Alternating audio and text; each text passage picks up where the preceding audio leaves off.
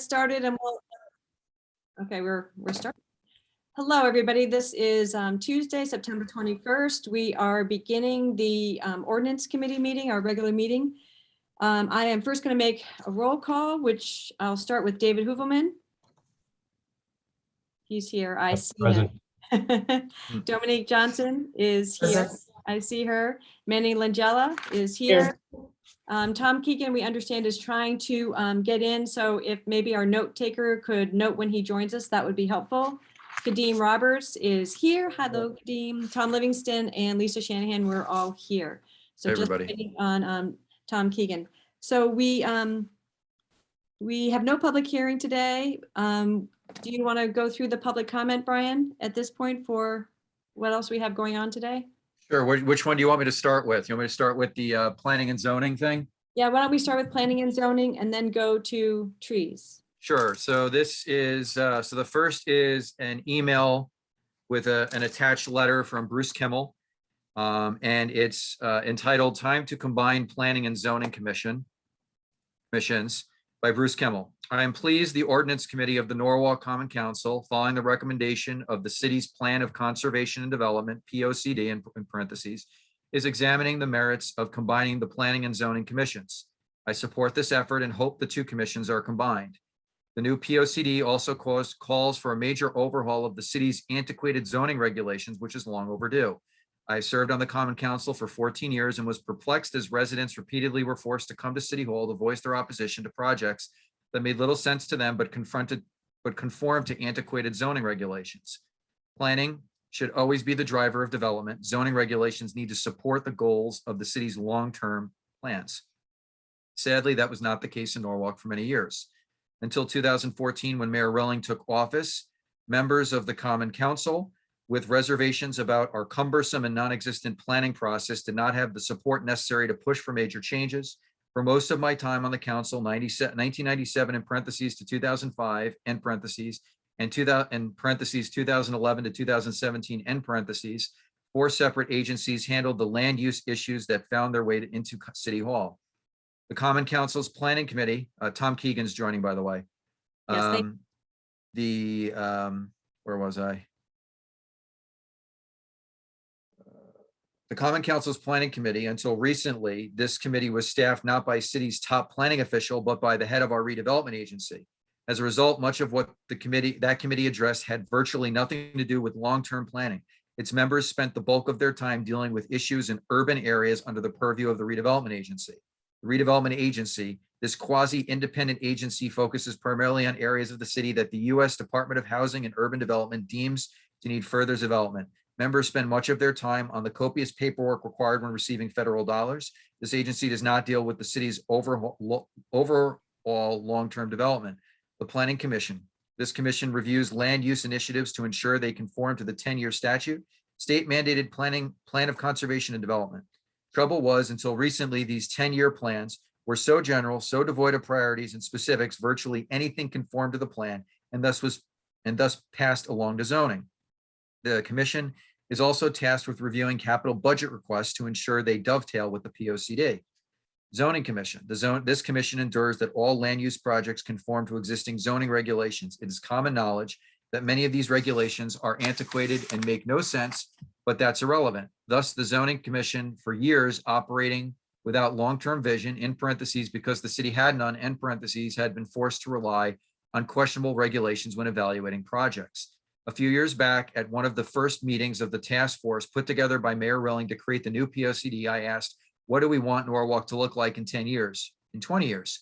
Some folks in the room looked at me as if I was crazy. Fortunately, things have begun to change for the better, but slowly. Soon after the 2013 election, the mayor and other elected officials realized our zoning regulations needed an overhaul, and a task force was formed to examine them and make recommendations. But the problems were too numerous and too complicated for volunteers to address, and the effort fizzled. Consultants were then hired to do a comprehensive review with resident input and come up with a new set of regulations. The review is happening right now. Only 2 paragraphs left. Mayor Relling also hired top staff with credentials in planning, and they have been working with city agencies to devise a more cohesive long-term approach to planning. Part of this effort was the creation for the first time of a new POCD that was specific, prioritized, and set out long-term vision of where we want to go as a city. The plan contains timeliness and benchmarks, timelines and benchmarks that require periodic developmental review. Departmental review. The council's ordinance committee is addressing another piece of the puzzle. For too many years, the absence of serious planning allowed zoning to drive development. Now that we have a credible POCD, we should combine the planning and zoning commissions to ensure that our soon-to-be updated zoning regulations conform to the specific prioritized goals set out in the POCD. This email will be attached to the draft minutes when they are posted on the city website. Thanks, Brian. Yep. Do you have any other written comments that you'd like to share at this time? And then I think that there's a hand raised. I see Ms.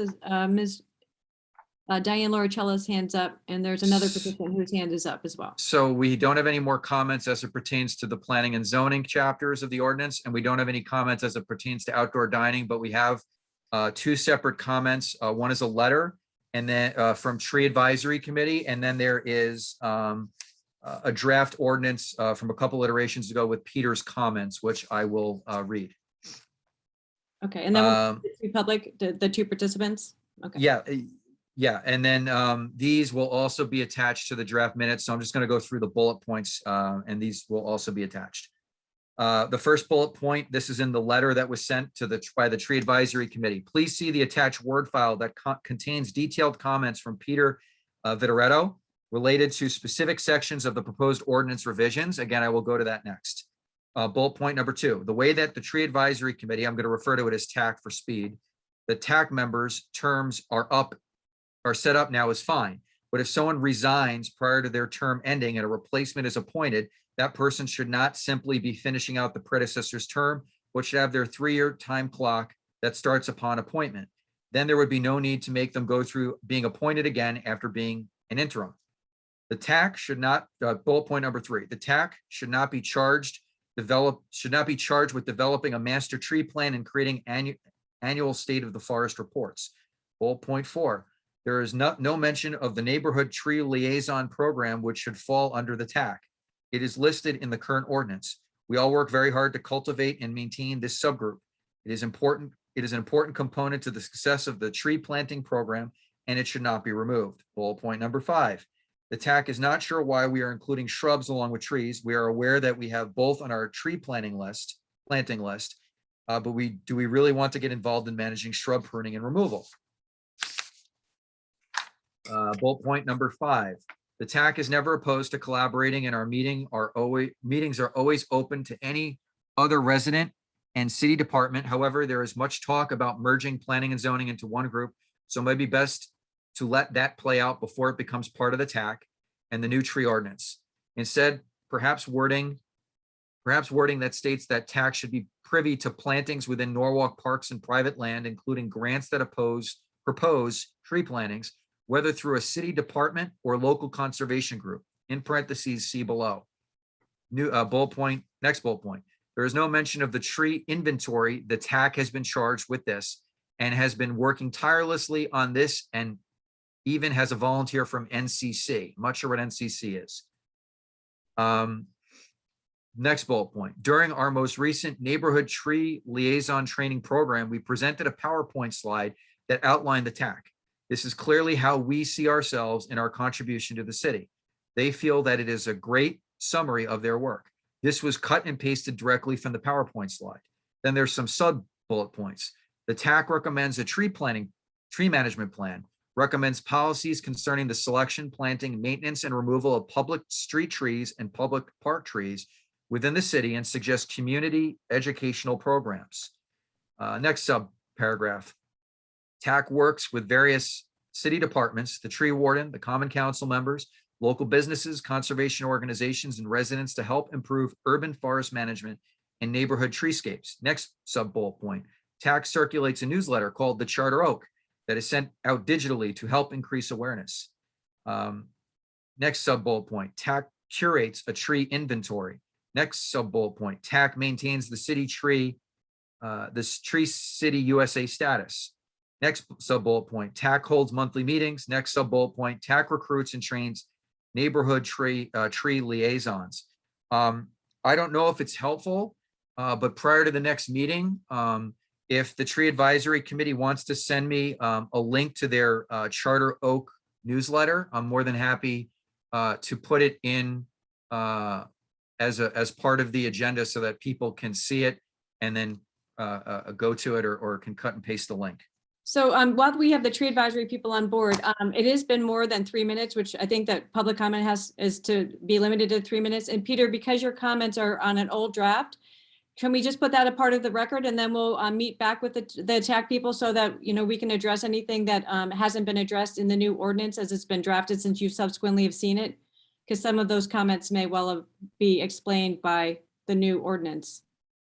I'm not certain they will be explained by the new ordinance. If I have. Okay, 3 we'll read seconds. them. We'll read them. We'll treat them like a second set of comments. That's great. Go ahead, Brian. Okay, and just, No. I will send it. Yep, yep, Peter. I Okay. mean, not necessarily, if you've read them, if the committee's read them, I think they're fine.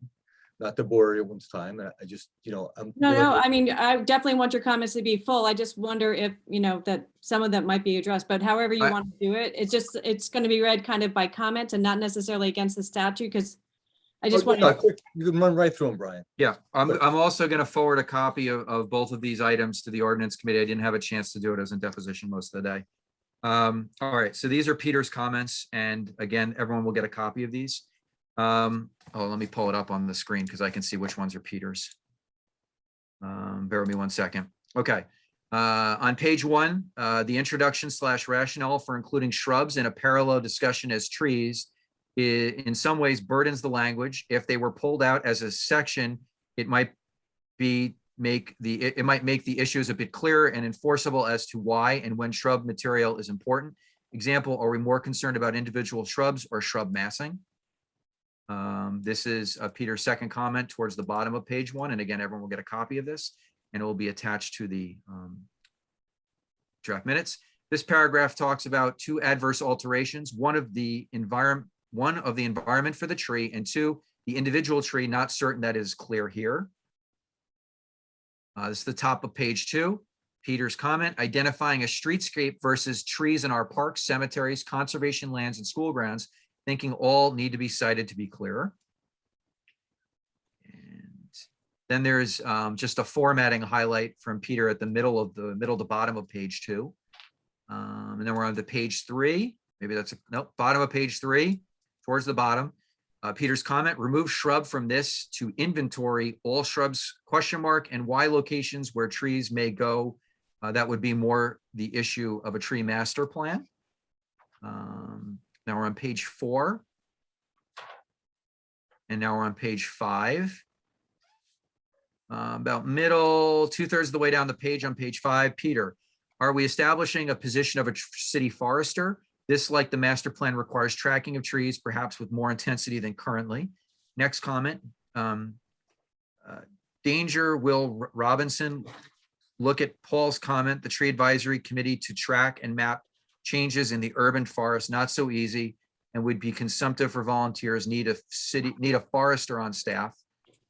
And now we're on to page 6, I believe. Let me just double check. We're on page 6. Middle of the page, Peter's comment, public place or public property ? And then next one, are we saying improperly as not planted using correct industry standards or in not an appropriate location? This has to do with the planting or the removing of trees. We're actually getting way past 3 minutes. Can we? We're almost done. Peter is, and this is on page 7. Is a size necessary? We're installing new trees at 3 to 3.5 inches under this tree. Under this, the tree may be removed ? On page 8, Peter, we are tending to talk to critical root zones, which is close to the drip line, but not always the same, and generally further out. The definition of CRZ versus drip line could be a bit more discussion having ramifications when it comes to how to protect and work within the tree root zones. Next comment, this is the ordinance. Submission of a tree protection plan is necessary in order to enforce this. Can that be instituted here? Or does it need to be part of the permit process in the building department and/or both? Tree protection can be required, fencing, ground protection, and air raking. Bottom of the page 8, as per note above, any tree would require replacing, yes ? Page 9, Peter, we need a different replacement value schedule for shrubs. The caliper measurement is not applicable.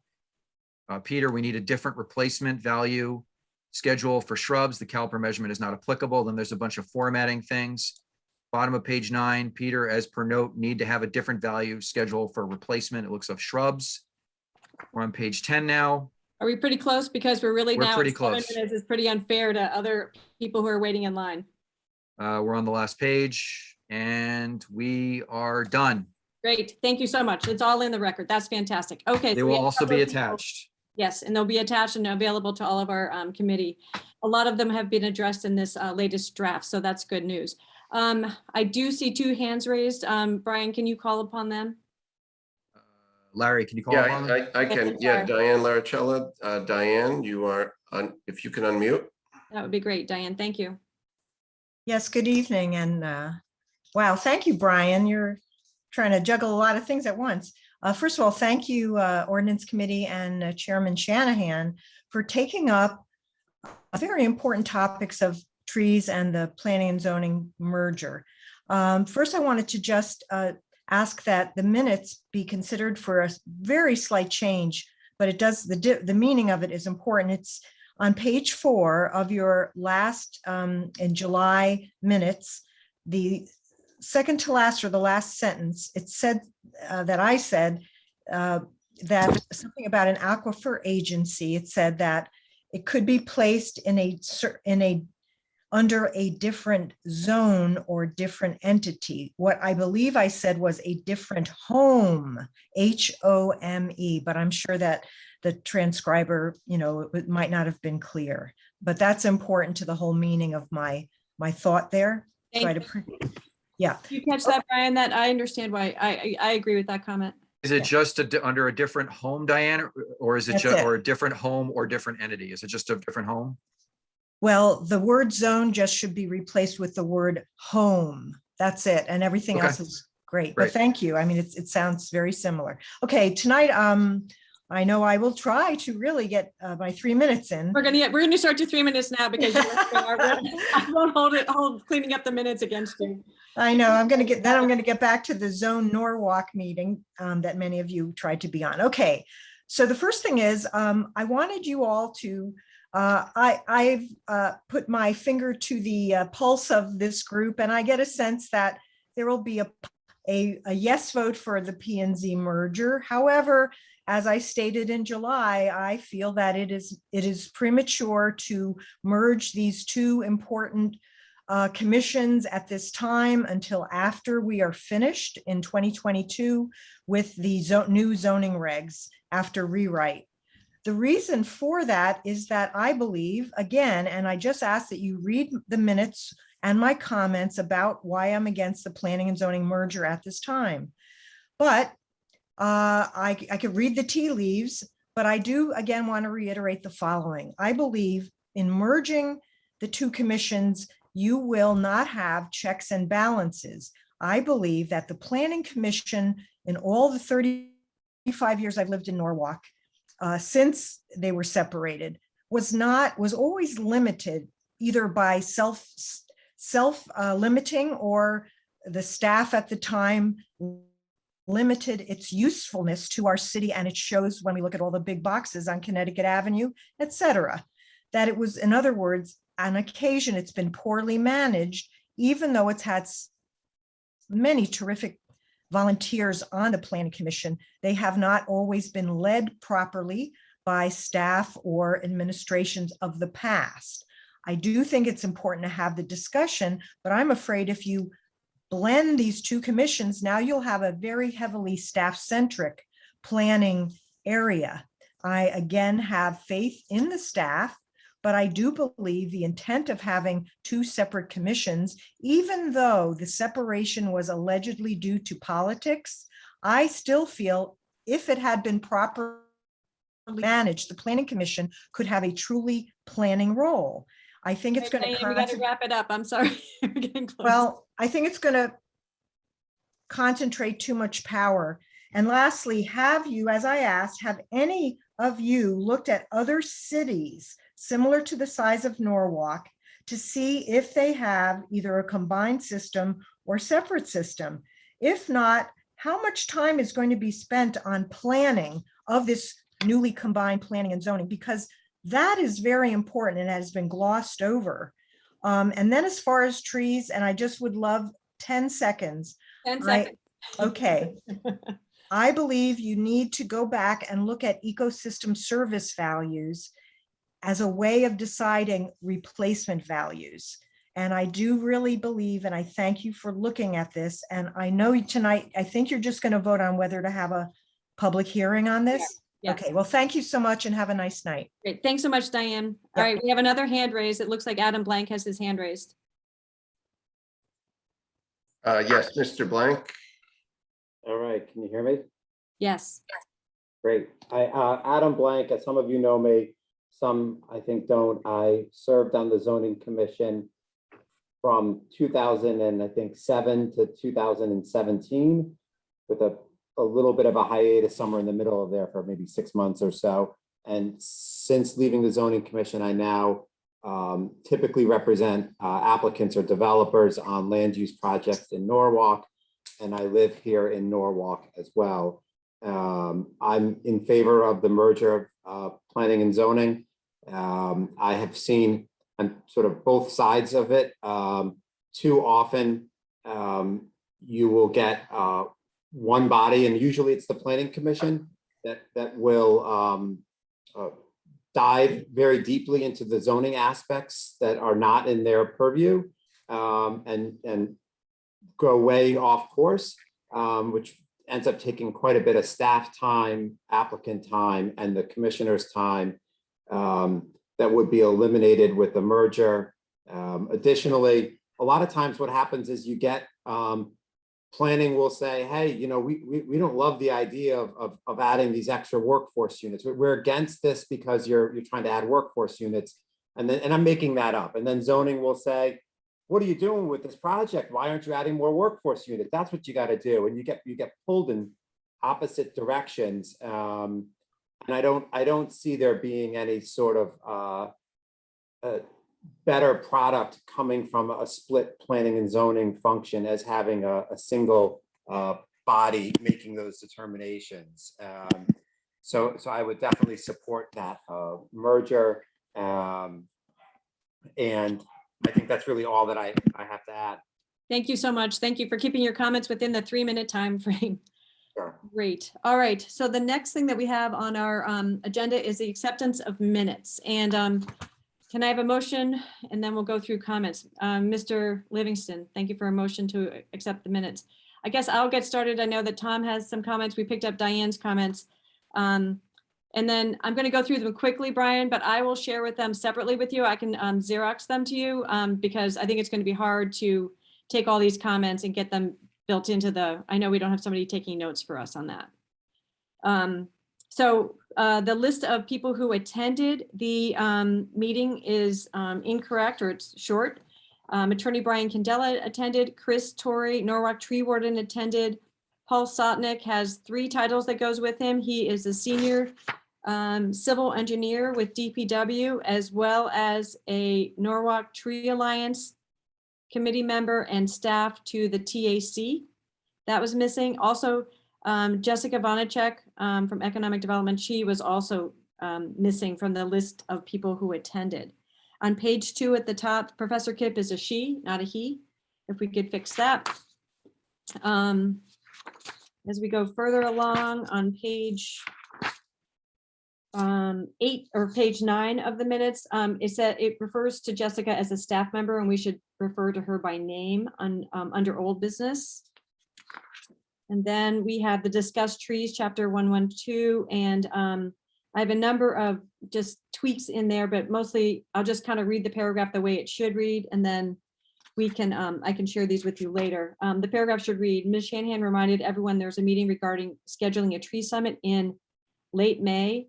Our current tree ordinance is pretty bare bones ordinance, as pretty much was adopted so that Norwalk could be designated as a tree city in the state of Connecticut.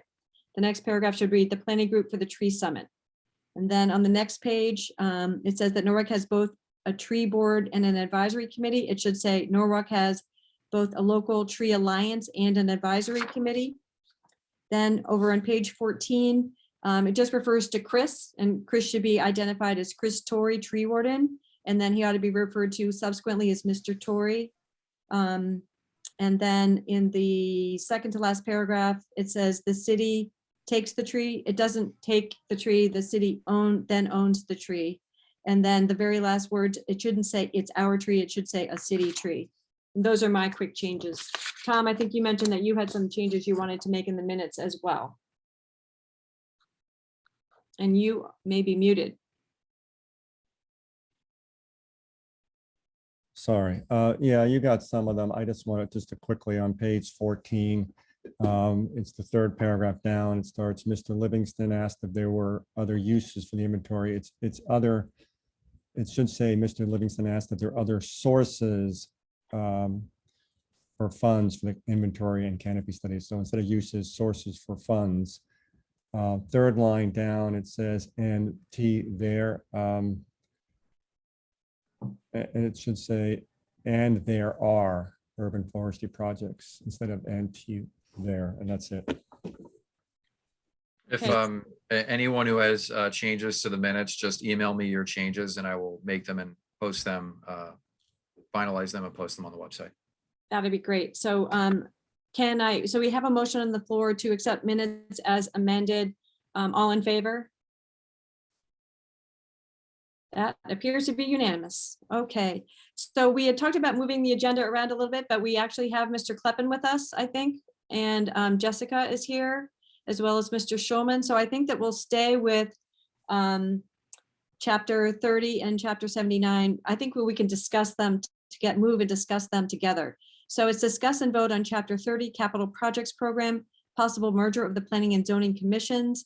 Discuss and vote on chapter 79, planning and zoning commissions, possible merger of the planning and zoning commission. So would somebody like to move both of those items? Mr. Livingston, shall we discuss them?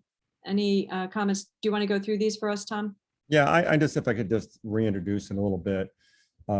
As I think most of you know, we've been talking about this since May, so I'm not going to repeat all the prior things I said, but I did want to just note a couple of things.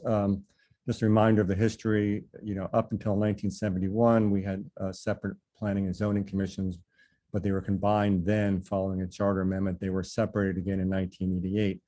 But the reasons for combining them today are pretty much the same as they were in 1971. And I thought it was useful just to read this one thing, because I really liked it when I read it originally. This is back from a letter dated November or December 1970.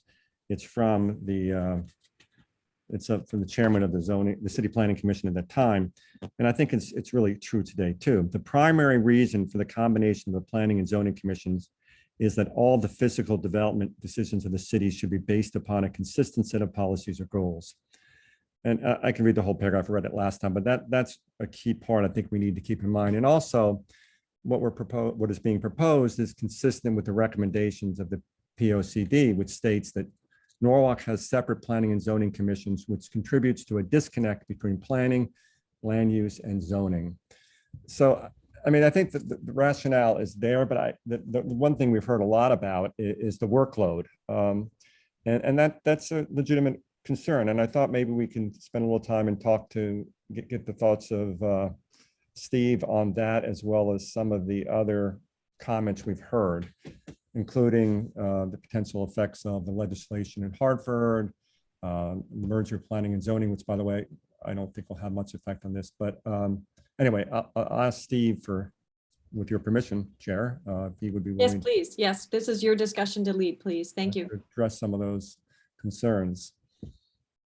Sure. So probably way back at the beginning of when your committee first started digging into this, we put together a memo that outlined kind of the workload of the planning commission and the zoning commission, and the idea of how many applications do they get each year, and how are they broken down by type, and what are their responsibilities per statute.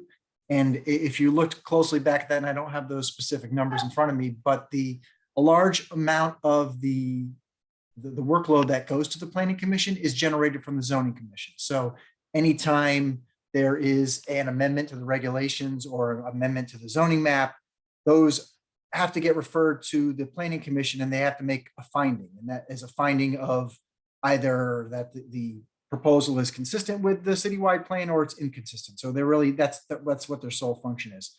Another large part of their workload is looking at 824 referrals. You probably familiar with those from Common Council, but that's basically when someone is going to look to do certain improvements on city property. Maybe it's divesting city property, or it's adding a new sidewalk where there isn't one now, or adding a new road, something like that. So it's the same basic action where the Planning Commission looks at consistency with the citywide plan. Other actions that they have to do, which is kind of like their two main functions. One is subdivision applications. And we've been averaging no more than 4 of those a year. And by and large, those are pretty simple 2-lot subdivisions. Subdivisions per state statute and case law are a really simple process. If the applicant meets the standards as outlined in the regulations, the commission doesn't have any purview to deny that application. So it's more of a checks and balances process. The other major action that they take part of is updating the citywide plan. And that's at every 10 years. So that, as we said, was completed in 2019. It's been recently updated to include East Norwalk TOD plan. So we are pretty up to date on that. We don't really need to do anything on that for probably 6-7 years at a minimum. And I should mention that the Planning Commission also does have a role in the capital budget process, which I know we've talked about previously. And I think what we've tried to do with the changes to the ordinance is simplify their functions to better align them with what the citywide plan does, and also give it a little more teeth than what they do now. Because right now what happens is they actually prepare a separate budget, and there's no requirement that the Common Council, BET, or the mayor pay attention to that. So I think what we've tried to do is give them some say in whether the capital budget proposals are consistent with the citywide plan, and then give them a little teeth to say, yeah, we really like these kind of projects because these are initiatives that we think are really in line with some of the more significant goals of the citywide plan. So I think that kind of speaks to the workload. The other item I'll touch on was Andy Conroy had sent in an email, a couple different emails with some concerns regarding changes to the enabling legislation, state statute 8-2. There was a whole series of changes that came out. One of the larger ones has to do with accessory dwelling units. The Planning Commission and Zoning Commission are meeting jointly next Monday night, and they're going to talk about those. So the Zoning Commission had to tackle that anyway, so it doesn't add any workload. Another one is cannabis legislation. So we're going to talk about that later this fall. And there's a few other things that came out of that. So none of those items added to the workload from the Planning Commission to the Zoning Commission. Those were items that the Zoning Commission had to act on anyway. So there wasn't any additional duties that they otherwise wouldn't have to adhere to. So I don't think that the workload item is a major hurdle. I think we've talked about maybe the combined commission could establish a subcommittee to handle the capital budget process. That way, if there were interested members of the commission that really wanted to dig into that and attend those extra meetings, they could do so. But then maybe the whole commission did not need to partake in those, but then would ultimately have to come together for a vote on that process, similar to what you guys do with your committees that you establish. So I think that might be the path to follow going forward. Lisa, if I can just keep going. So I want to ask, before we go to the the committee for questions, and Mr. Schulman, do you have anything you want to share or any thoughts? Well, the only concern I had related to the additional work of the review of the capital budget. And I think that you, working with Steve, have come up with a workable solution to that. I do have a couple, thank you. I do have a couple minor amendments, but before I do it, you want to see, Lisa, if any committee members have comments? Does anybody have any comments or questions for Steve or Lou or Jess, who are all here, or for Tom, who did the heavy lifting on this merger ordinance? Dominique and David. First Dominique and then David. Thank you, Chair. I know, Tom, you mentioned talking about the legislation on Hartford, but also the a couple of comments I've seen, we heard one in fact tonight about the zoning regulation revision and how that may or may not play in. So just since it's been a minute, it'd be great to get people's expertise and insight on those two items in particular. Thank you. Sure.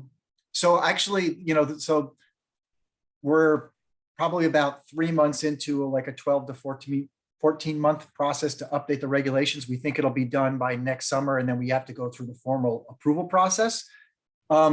Anybody who's looked at our zoning regulations or had the misfortune to have to do that in terms of trying to build something or deal with a project knows that they're an unwieldy document. It's very difficult to follow, structurally flawed, and piecemeal together based on different things going on in town. So the new regulations at the end are going to be much simpler to handle. They'll be much more graphically presentable. They'll have charts and figures, and it'll be a lot clearer, which will lighten the workload for staff significantly.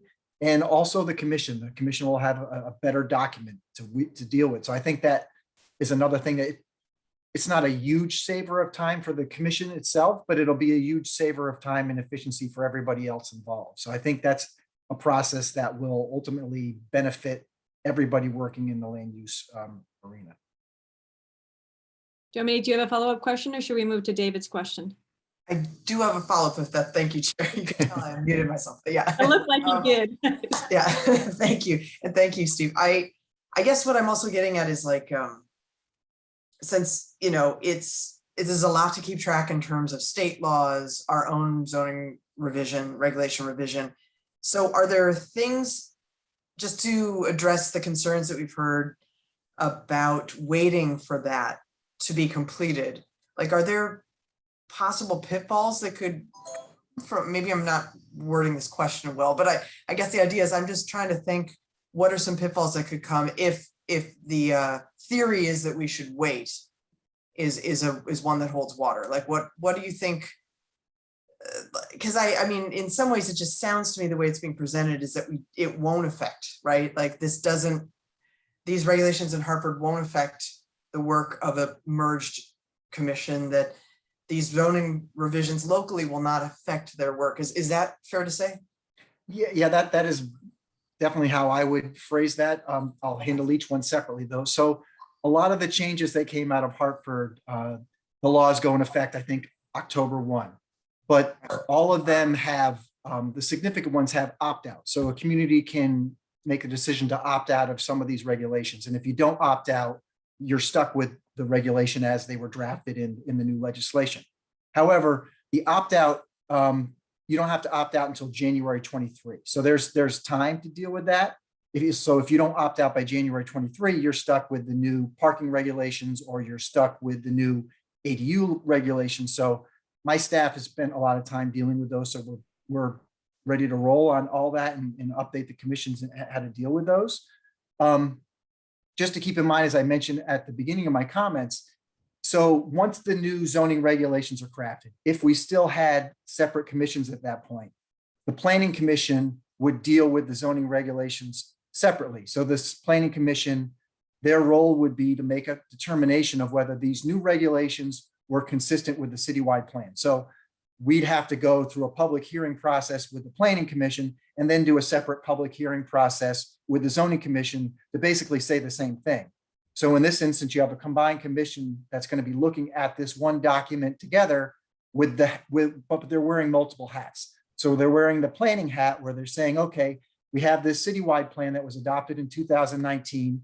It says your zoning regulations need a lot of work. You need to update them. So, okay, City of Norwalk, you've now expended city funds to update these regulations. The zoning commission, who's been looking at these updates and taking part in the conversations with the consultant and the public throughout this process, says, okay, we've now got a document together that we feel is worthy of adoption and ready for approval. So they're doing that in one action as opposed to us having to do it in 2 or 3 actions. So a time saver. Sounds like a big time saver. It's probably 2 months, I would say. Significant. Thank you. Anything more, Dominique, or should we move to David? I think I have one more question, but maybe Have Dave, at it. Have it. Yeah. I apologize, David. Thank No, you. no, don't apologize. Trying to be brief. I just, it's, for me, it's also just to do another cross check on this idea that I've seen in some of the correspondence we've received, that this would reduce the check and balance, especially I'm seeing the theme coming through of like larger developments that people, particularly in certain neighborhoods, do not believe it fits with the character. So how do we like, just, can you answer my question, I guess, in public, so the benefit of everyone being able to understand it? Thank you very much. Sure, you should probably cap me at 3 minutes with this one because I could go on for about 2 hours. It's a loaded question for me.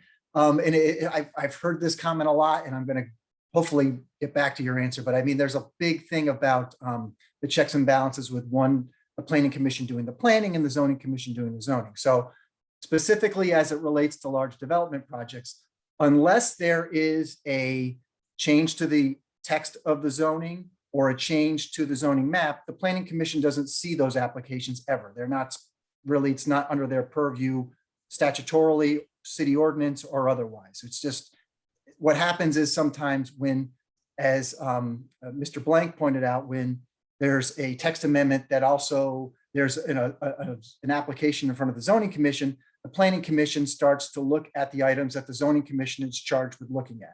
And it's not to say that some of the points they raise are not valid, or it's not to say that they, don't have concerns for the city, but it's not necessarily their job to make those decisions or to really comment on those. So I think that tends to muddy the process. The other thing that and Ms. Laura Chella had raised this is, leaving the planning part up to staff. Well, I think not. I think staff's job is to do the part of the planning in consulting with the commissions. We also have a planning committee of Common Council that we have to go through to get approval for when we hire consultants, when we initiate plans, and we incorporate members of planning committee and also the planning commission and the zoning commission on all these studies we do. So if there's a study that you want us to undertake, that's a discussion that we have with you guys, and then we look to how we can fund that, and then we take that on, similar to items that we may initiate. So we may say, we really like to do this study of the industrial zones, which is one we're going on now. That was an idea staff had. We said, this is something that really hasn't been looked at in a long time. It's an area that seems to be left alone from other areas. So staff said, okay, let's do a study of this. But we don't just go out and do the study. We have to get the funds approved, and we have to come to you, and we have to go to the zoning commission and the planning commission to get their support to say, here's why we want to do this, and here's how we're going to do this. And that whole process is done publicly and with participation by all the agencies that have a vote in the final outcome of that plan. And we include members of the public on that as well. So none of this is done in a vacuum all by ourselves. My life would be a lot easier if you just let me make my own decisions all the time, but that probably would lead to a lot of more consternation on your part. But I think there are a lot of checks and balances already built into the system, whether we combine the commission or not. Thank you very much. That point taken about the planning committee of the council as well. Thank you. Appreciate that. You feel as though you got your questions answered, Dominique? I do. Thank you. I appreciate that. All right, we're going to move to David then. Thank you, Chairperson Shanahan. And thank you, Councilperson Johnson, because you asked a bunch of my questions. So moving right along. I just want to say thank you to Chairperson Shanahan and to Councilperson Livingston for the work that they've done on this and helping marshal this forward. I'm all for leaner and meaner bureaucracy, and I think that this represents a move in that direction. And Mr. Kleppen, you've done a lot of work on this, and thank you. My concern is this, that we get into situations where we end up with a preponderance of zoning issues, and so zoning gets the zoning commission gets caught up in having to deal with a lot of hearing issues and stuff like that. Do we start to lose a little bit of the planning, and that we have a clear direction on what the purview of the planning side of this is, so that it doesn't get lost. And that's just the one thing that I think as we move forward, I mean, it's well outlined, I think, in this combination ordinance, but just my concern is that we have to keeping our eyes on this and making sure that other committees of the Common Council, like planning, like the land use and building, are a part of some of these things, so that we don't lose sight of the planning side, because I think that's very important, because our zoning is going to drive how we plan. And so I just want to make sure that that's still there. But thanks for the work that you guys have done. I'm all for this. Mr. My only Langella? kind of, I'm sorry. Well, hold on. Go ahead. Steve, you finish your comment and then I'll call on other people. Sure, I just have a real quick comment too. You know, if you think about the citywide plan in the use table that's in the back, and I'm happy to share that link out quick if it's easier. That kind of outlines a lot of my work plan for, 10 years. And it's not to say that we don't think of other things that we want to do or other little plans or something that comes up, but it does say you should undertake this study, you should look at this. So those are all kind of tasks that are laid out for my group. And how that gets actually implemented is when we come back to you guys, as I mentioned, for the different approvals for different studies. And hopefully we can do it through grants, but maybe it's city funds that are allocated. But we have to go through and get approval on that entire work scope. And, if you don't like something we're doing or think it's going in the wrong direction, I think that's where you guys have to, hold our feet to the fire on. Which is a great point. And I think that roadmap is there. I think that what we have to do is be very conscious and make a very conscious effort to maintain ourselves on that road, and not get bogged down in some of the zoning issues that can take away from that. And hearing you say that, I'm heartened. I really want this to go forward, because as the gentleman that spoke earlier, Mr. Blank, yes, I see the need, and I think this is a smart move for the city. Yeah, and I should add, the only other thing too is, and I'm sorry if I'm talking too much, but we've since I've been here, almost 80-90% staff turnover in our department in a less than 5-year time span, which I think is pretty significant. And it's sometimes come with some growing pains, but at the same time, I think we've shifted our priority and focus to planning first, and just by the things we do. And it doesn't necessarily always show up, but I think it's getting to that point. So I have staff that solely focus on planning issues now, where in the past we had nobody focusing on planning issues. So it takes a while to turn the ship. But I think we're definitely headed in the right direction. Thank you for that comment. That's interesting. Mr. Langella and then Mr. Keegan. Thank you, Chairperson Shanahan. So just wanted to pause and echo the same sentiments of the committee as well too. So thank you everyone for leading for the front with this, specifically Councilperson Livingston, Mr. Kleppen, for your feedback as well too. I think just a couple of quick comments. The first one, really just from past experience here, workload is extremely important. I think to the comment you just said, Mr. Kleppen, around the 90% turnover, these committees are one of the longest running committees that we actually have for our town too. So I think it can't be lost that these positions are often volunteer and or not paid at all. So burnout is important to recognize here. So specifically when people step down or their term expires, we lose that institutional knowledge.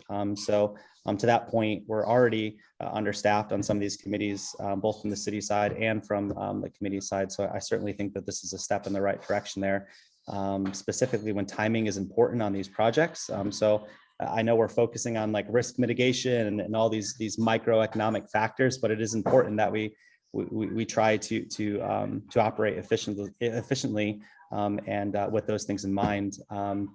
I do have to say that also regarding checks and balances, I do think that we already have a lot of checks and balances in place here. I do think that by these two committees coming together, it's a chance for us to hold each other accountable in a collaborative manner that takes more time, right? So I would think that this enhances the checks and balances and the cross-functional collaboration and the sharing of knowledge and just really builds on those foundational blocks. So I think this is a step in the right direction of correcting something that was, in my opinion, had some political factors to it. But with that in mind, I just, I can't speak enough for how much I think this is a big step in direction for the efficiency and for our city. So thank you. Thank you, Manny. And then Mr. Keegan, would you like to speak now? Yeah, thank you, Lisa. Can someone remind me what the composition of a combined planning and zoning will be? How many people? I know it was discussed at one time. It's 9. Okay, total of 9? Yeah, the current one is 7, Steve, correct? Yeah, correct me if I'm wrong, and I haven't looked at that particular aspect in a little bit, but I thought it was 9 and with 3 Oh, yeah. alternates. Yeah, it's 9 and 3 alternates. Yeah, sorry. Yeah. And right now it's 9 or now it's 10 with 7 seats. The current zoning commission, sorry if I'm not answering your question, but the current zoning commission is 10 members with 7 seated. Okay, and there was other factors, minority, majority party, that kind of thing. Can someone remind me of that? On the proposed ones, Tom? Yeah, correct. Yeah, let me pull it up. So the 9 members, no more than 6 shall be registered members of any one party, and no more than 3 should be from any one council district. Did we And discuss? for the alternate members, it says no more than 2 shall be registered of any one political. Right, party. yeah. Did we discuss that each district should be represented? Did we talk about that? We did talk about it in July, June, I can't remember which month. I think there was some concern, and Steve, you may want to jump in here about some of the difficulties we've discussed about getting members. I mean, ideally, we want to get somebody from every district, but as we know, getting people to serve on commissions in the city is sometimes difficult. So the idea was to give a little flexibility. But that, Steve, I don't know if you want to jump in, but I think that's my recollection of the discussion. Yeah, I think that was the only reason, that if you couldn't find somebody from a particular district, that you didn't want to be hamstrung by that. But I don't know how that works with every other body, if that's not an issue, but that was the reason. I just think that we should publicly state that, we are concerned about these things, that these are things that are important to us. And lastly, Steve, the planning subcommittee, can you just talk about that just a little bit? Yeah, How so that will be composed? yeah, so there, I think for the purposes of the capital budget, we were talking about setting up a subcommittee to handle that. So right now, the planning commission does similar things, and I don't know if how the council does it specifically, but I know, like, the planning commission, each department comes in and they outline their capital requests. So that the planning commission gets the same capital budget books that everybody else gets, and departments come in, outline the request, and that they do that over 2 or 3 nights. And sometimes those are like, they would be there till 12, 1 in the morning. And as we talked about, it wasn't the most efficient process. So I think what the idea now is that we'll try to make their job tied to the citywide plan, which is kind of under their purview. So they would be saying, all right, this new police station is a goal that was outlined in the citywide plan. So boom, check the box, that's done. And then the understanding that the capital budget requests exceed what the final capital budget will be, the planning commission will be able to provide some color to the mayor and the other voting bodies to say, you know what, we really like these 4, 5, 6, 7 projects, whatever they are, and say these are really consistent with the major efforts that we see underway right now. We'd like these to be funded. There's no, they're not binding, of course, but it might give a little more weight to the request. Thank you. And can I just follow up a little bit on that one question that Mr. Keegan raised, which is the mayor appoints and the common council approves these, right? So the common council could suggest to the mayor that there needs to be more diversity in his choosing of members to represent more districts, right? So could be a back channel type of thing, not a back channel, but a check on the too many members being from one district. Yeah, just on that point, it's a technical one. The language says if the mayor fails to submit a nomination within 60 days, so vacancy shall be filled by nomination approval of the common council. So I mean, I think there's, looking at that now, there may be room for the council to, hold up an appointment and put their own in, but I don't want to opine on that now. But at least there's some pressure that the council could put to make sure that all districts are represented. The the way- council has to approve them. Yes, so that, I hope that that answers Mr. Keegan's question and makes him feel a little bit better. Thank you. Without other comments, I think that we could now take a vote on the motion. Well, actually, Lisa, I got just a very couple minor things I've got to, Oh, okay, thank you. just on, I'm gonna pull too many screens going here. On the chapter 79 Planning and Zoning Commission, this is something I thought I might have raised in July, but the minutes don't reflect it, so I guess I didn't. This is recommended by Matt Sapienza in the Law Department, and this is on section 2 of chapter 79, the last clause. So I'll read it. It's a short paragraph. It says, "The commission shall have all the powers and be subject to all of the duties granted to and imposed upon planning and zoning commissions under the Connecticut General Statutes, together with all the powers and duties specifically granted to and imposed upon the planning commission under the charter of the city of Norwalk." There was a last clause that says, "To the extent that such powers and duties are not inconsistent with the powers and duties provided under the Connecticut General Statutes." Matt suggests that we delete that last clause because there could be conflicts with the way Norwalk was historically set up under its charter. So, and under a special statute under the state. So he recommends we delete that. I don't think it changes what we're doing here. But that's the only amendment. Well, that's one amendment to that section. Actually, I'm going to come back to that in a second. So I want to talk to something Mr. Hooverman raised last time. And the other change is on chapter 30. This is just a sort of a really small nitty one in section 30-5. Which says, on or before the first day of January in each year, the Common Council, head of each department, board, and agency shall submit, blah, blah, blah. And then it goes on, which in the judgment of the Common Council and such head of department. I wanted the words board or agency, so it's parallel. What was that, Tom? You just sort of, can you repeat that because you went? Yeah, in I'm and just out. trying to read it in such a way that everybody can hear it. So the sentence reads, on or before the first day of January each year, the Common Council and the head of each department, board, and agency shall submit to the Planning and Zoning Commission and the Comptroller a detailed estimate of all capital budget items as defined in section 30-4, which in the judgment of the Common Council and such head of department should be undertaken within the 5 succeeding fiscal years. I want to add the word board or agency after the word department. So it's and such head of department, board, or agency to match the intro language. And then Pretty minor.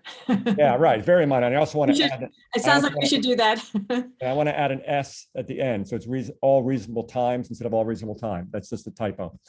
Okay. That's it. But I also want to just, Mr. Hooverman last time raised the question about the word zoning commission used elsewhere in the code. So he raised one specific section 118-1400, which refers to the zoning commission.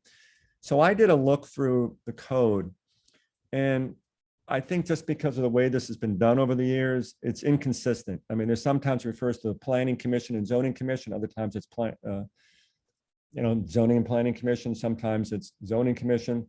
So I guess my recommendation for now is just to leave that alone, because I think we all know what it means, unless, because I can't do a blanket. I mean, I don't think a blanket one really works because it's used differently in different sections. And so we'd have to go section by section. And, we could do it. It's probably about 30 sections or touch, but I wouldn't propose to do it tonight. Tom, the last edit was times instead of time, correct? Right. Okay, got it. And so Okay. then, I mean, if the committee is okay with that, I wouldn't make that amendment now. I just, those two amendments I suggested.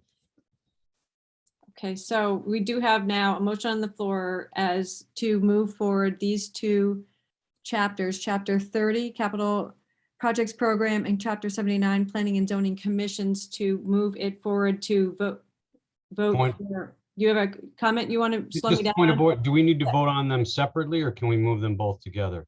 But separately. We have We'll to do vote them on them separate. separately. Let's move them separately. That's a good idea. So the first one we'll move is Chapter 30 Capital Projects Program. So there is a motion on the floor to move this to vote to take to the Common Council As amended, just to be as clear. amended. I started the as amended, but then I got slowed down. So as amended, Chapter 30 Capital Projects Program to vote to take the Common Council at their next meeting. All in favor? I think that is unanimous. That passes. The second one to vote to take to Common Council is Chapter 79 Planning and Zoning Commission as amended, as Mr. Livingston amended. Can we have a call on who votes in favor of taking this to Common Council at our next meeting? All right, so that's unanimous. Great. So we are done with that. Steve, thank you so much for staying up, jumping a bunch of different meetings and coming and joining us.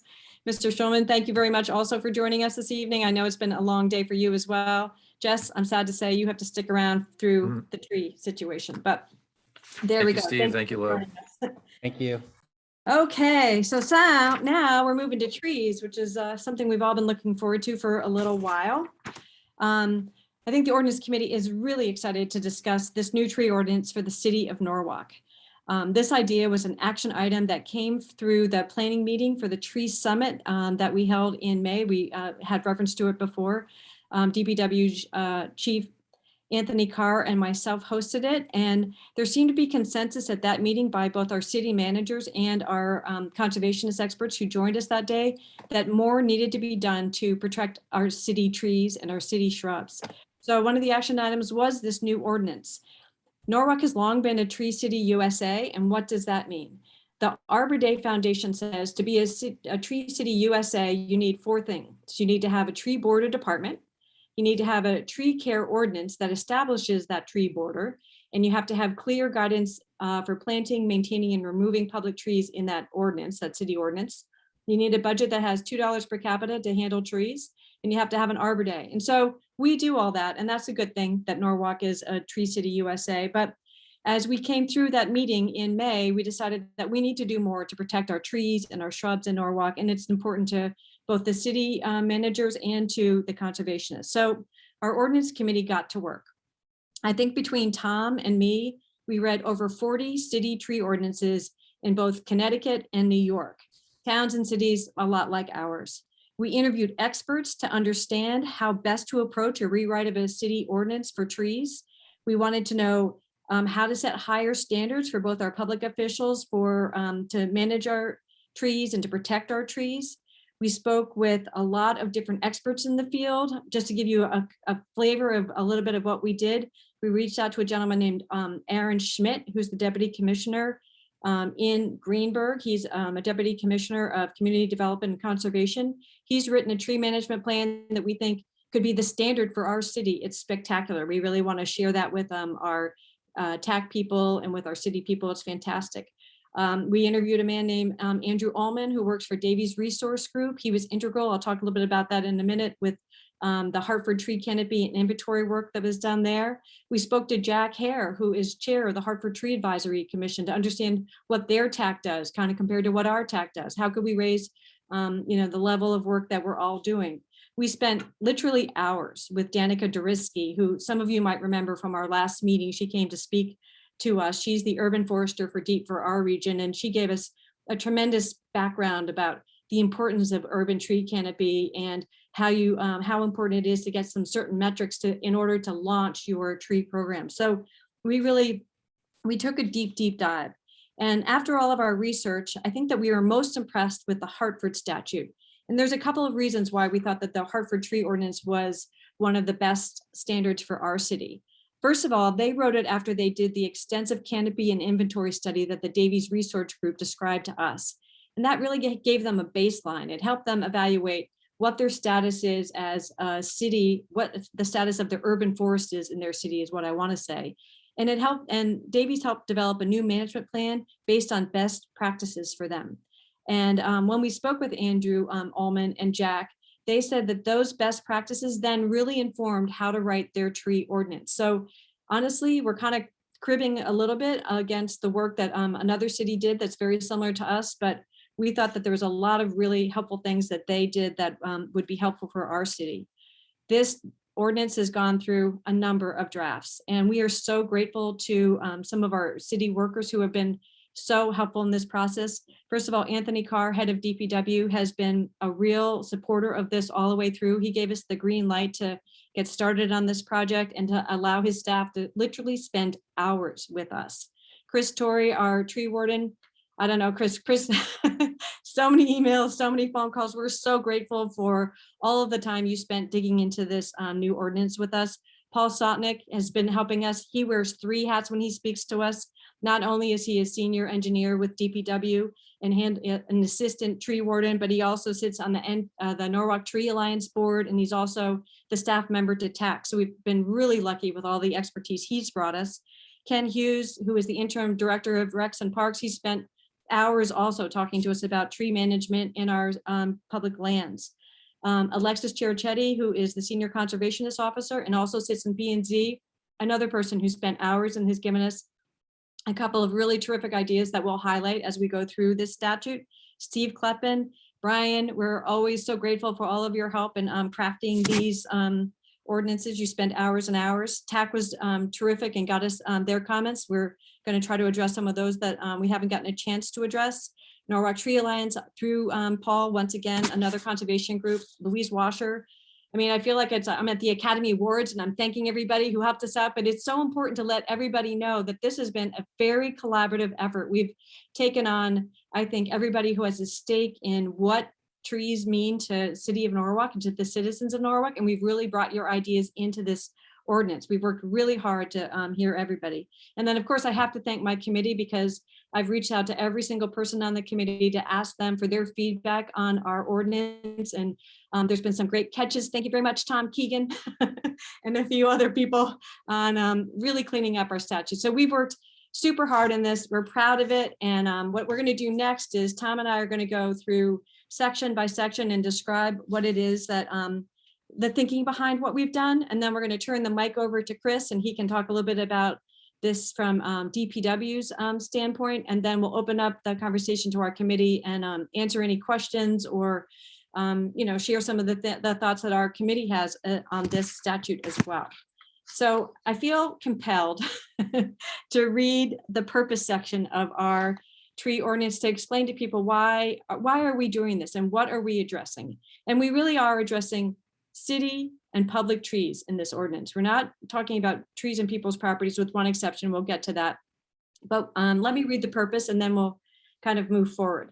The purpose of this chapter is to protect, preserve, and ensure the proper maintenance of trees, shrubs along public streets and rights of ways, parks, and other properties in the City of Norwalk, and to provide for new trees and shrubs to be planted for the benefit of present and future generations. Trees and shrubs provide important benefits to the city and its residents, including the beautification of city streets and neighborhoods, the reduction of urban heat islands, an improvement in air and water quality, and the enhancement of property values. Trees and shrubs provide oxygen, impede soil erosion, aid water absorption and the mitigation of stormwater, ameliorate against potential flooding, and absorb CO2, other pollutants, and breathable particulate matter. Furthermore, trees and shrubs provide shade, screening, privacy, and aesthetic appeal, absorb and lessen impacts from winds, act as natural noise barriers, and support habitat for wildlife. The intent of this chapter is to maintain and grow Norwalk's urban forest, maintain trees and shrubs in a healthy condition, protect existing trees and shrubs, and mitigate the losses and damage to the city's trees and shrubs. And so that's what we're here to do today. I just want to highlight a couple of definitions, and then I'm going to turn it over to Tom to talk about tree wardens. But a shout out to Alexis Chirichetti, who suggested that we include the definition of required tree. This is the only time that we address private trees. And in this definition, required trees means any tree required to be planted or maintained as part of an approval by any land use regulatory authority or under the terms of a deed, easement, or agreement. So that's the time when you've come to the city, you've asked for a P&Z permit of some sort, and you've been given a landscaping plan. So that is a required tree. We also, just to answer a question that was brought up with the TAC people, is shrub. Shrub means woody plants. It's another type of tree, just looks a little different. we were really compelled by what Paul and Chris said, is that, the right tree in the right place. And sometimes the right tree in the right place is a shrub. We can talk about that with public utility lines and things like that. So we thought we should include shrubs in this ordinance. Tom, do you So want sorry to interject real quick. Land use regulatory authority is also a defined term for Oh. anybody who's interested. Yes, thank you.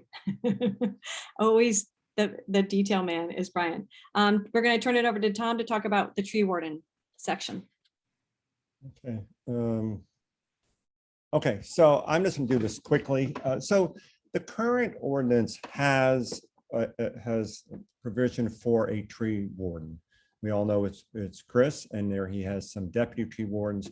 But what this ordinance does is formalize, strengthen and formalize his role. And that becomes really important because so much of this ordinance has to do with, as Lisa said, protecting our trees. And how do we do that? We protect them largely through the tree warden. And so this language, and I won't go through all of it, really gives him the authority to essentially do whatever it takes to enforce this ordinance. He also gets advised by the Tree Advisory Committee, and he's also a non-voting member of that. But the key here is that he makes determinations under this ordinance, and he is the one responsible for enforcing it. So that's the key takeaway for this thing. Okay, and then the next section that we're going to talk about is the Tree Advisory Committee.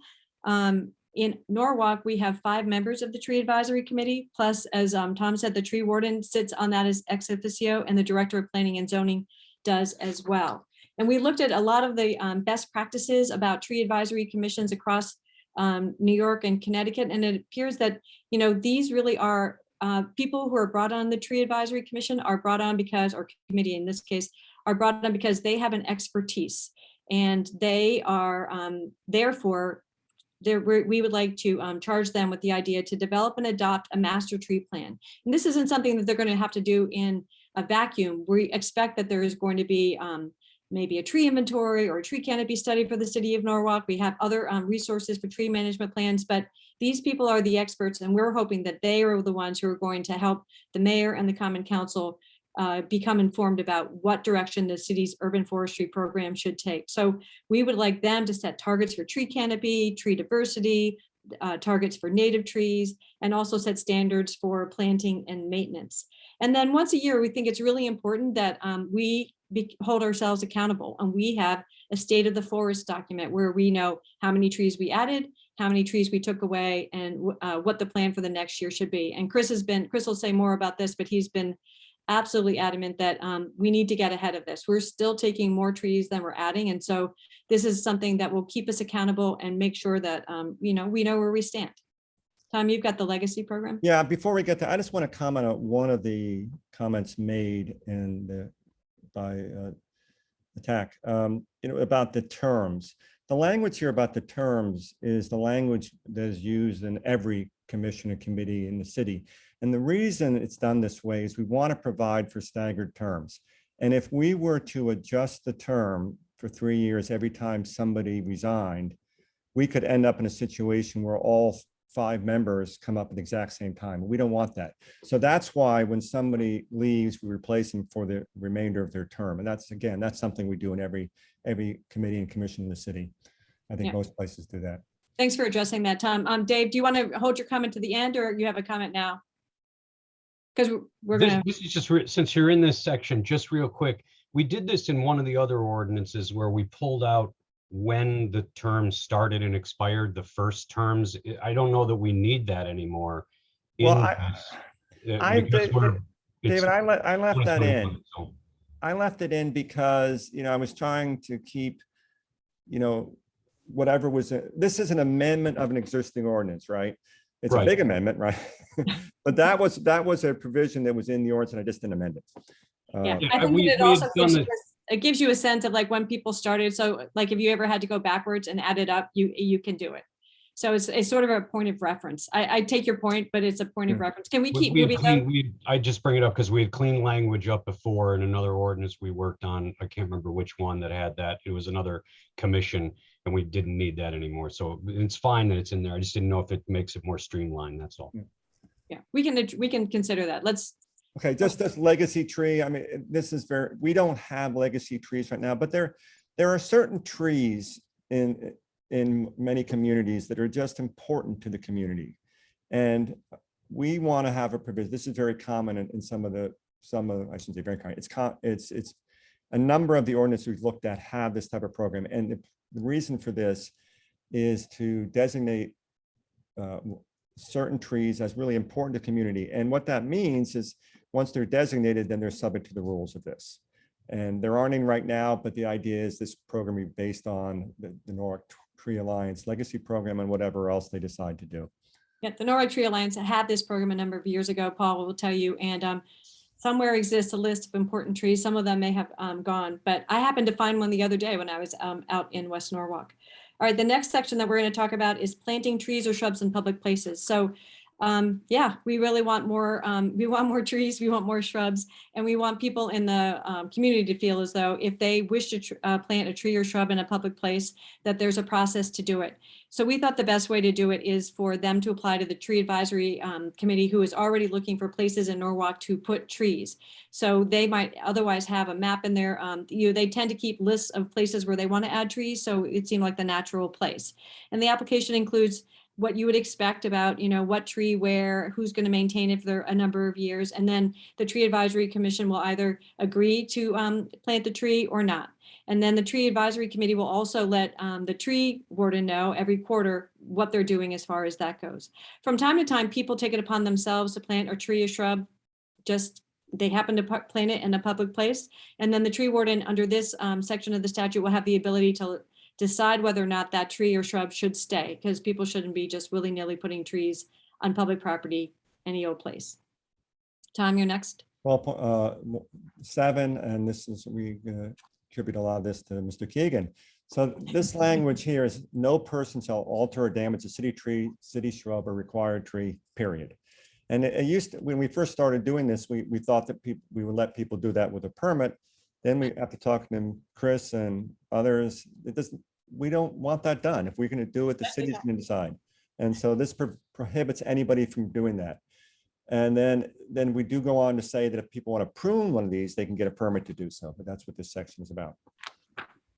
And then I think you've got removal too. Yeah, and that's and then moving on for tree or shrub removal for a city tree, city shrub, or required tree. You have to get a permit from the tree warden, except it's permitted by state law, and then it provides the criteria they need to satisfy to get that permit. Yeah. Then the next section I'm going to call the Chris Torrey section, because it was Chris's good idea. Chris, I think, as tree warden, has noticed that property owners and other people responsible for construction and excavation projects sometimes park cars on drip lines of trees or do other damaging things to city trees and required trees in the construction process. There is an actual standard for tree care operations that people should maintain their construction and excavation work too. So the tree warden is empowered to issue citations if people are not taking care of trees as they should in construction sites. And if they feel as though, if the tree warden feels as though the tree's been badly damaged, he can require a bond to ensure that this tree is will survive for 5 years. Why 5 years?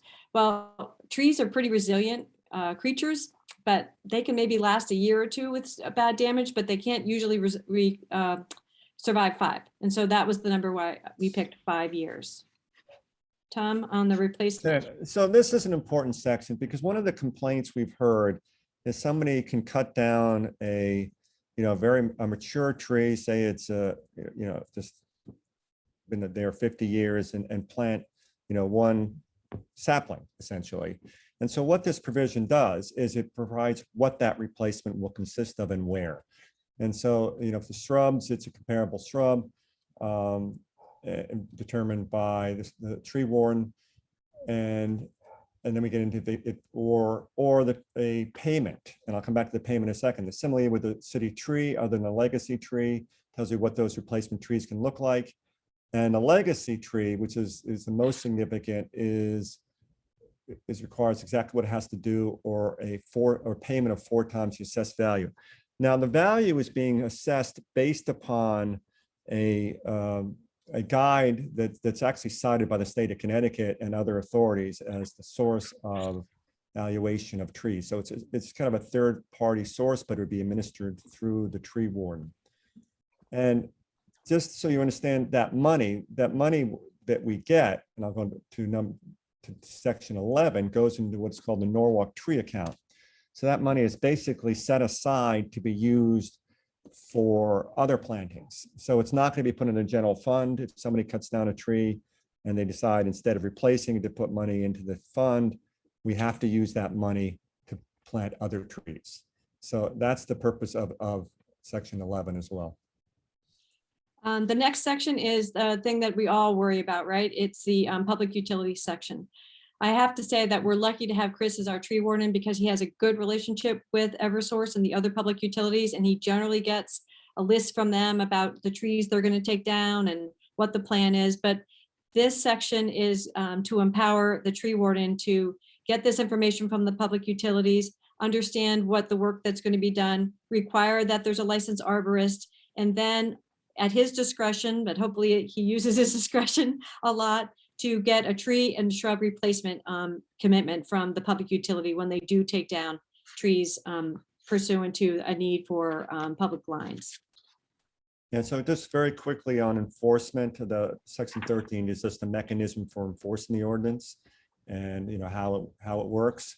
We provide in section 15 for appeal process for those that enforcement.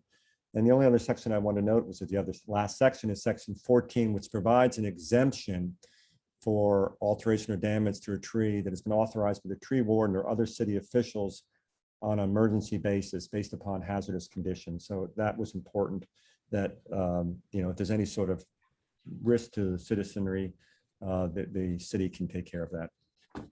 Yeah. And then finally, I guess the appeals of tree warden's decisions, this is pursuant to Connecticut statute as well. And people can appeal to the Superior Court of Stamford and Norwalk Judicial District if there's a serious disagreement between the tree warden and a citizen. And that's been the case before, and that's the case that will remain the case. So Chris, we're going to turn it over to you, and you can make some comments about the hard work we have spent the last since May. Thank you, Chairperson Shanahan and the rest of the council for allowing me to speak. Like you stated earlier, the history was our ordinance was pretty much a generic ordinance similar to the state statute, which is also very generic. And honestly, this thing started with a few people talking about trees, and it's honestly become a movement. It's not just those people, the tree huggers that live on the street. It's become a movement, and it's a very positive thing that so many people at the first session of our tree meeting. We haven't had our tree forum yet, but we will when COVID's over and later on in the fall. But this is a great start, and it definitely protects the trees, especially around construction zones. But it also makes the city of Norwalk good stewards to the environment, right? There's not just trees, there's understory, there's shrubs, and that all contribute to our environment. And for us to implement this new ordinance, which is a lot stronger than the old one, it makes us good stewards to the environment. Our tree canopy is 17% below what it should be at a minimum. So we need to get to where the minimum we should be is 17%. And this will help us get us there. Like Councilwoman Shanahan said earlier, we do take down more trees, unfortunately, than we plant. And we're working on that. And the council and the mayor and everybody, the city is committed to doing that. A tree-lined street adds 20% to the value of your home. So that's an important reason for people to want to have trees on their street. And Councilman Livingston mentioned legacy trees. We don't have any, but we probably do. I mean, there are trees that survived the flood of 55. That could be a legacy tree. A legacy tree is anything that survived like a natural disaster or some event, usually, which is a natural disaster that happens to a municipality, or if it's planted in remembrance of, it could be a legacy tree. And we do have trees like that. We just have to identify them. And we are working on that. So thank you for allowing me to speak. I appreciate it. And I'll answer any questions that anyone has. Well, we thank you for being such a good partner in this process. It's just been really a joy to work with you, and we appreciate all of the support on that. So I'll open up any questions to my committee members who might want to ask questions of Mr. Torrey. Mr. Sotnick is here too, who wears a number of hats if people have questions for him, or if you have comments on the ordinance as written. Does anybody want to be heard on this? Mr. Keegan? And then Mr. Langella.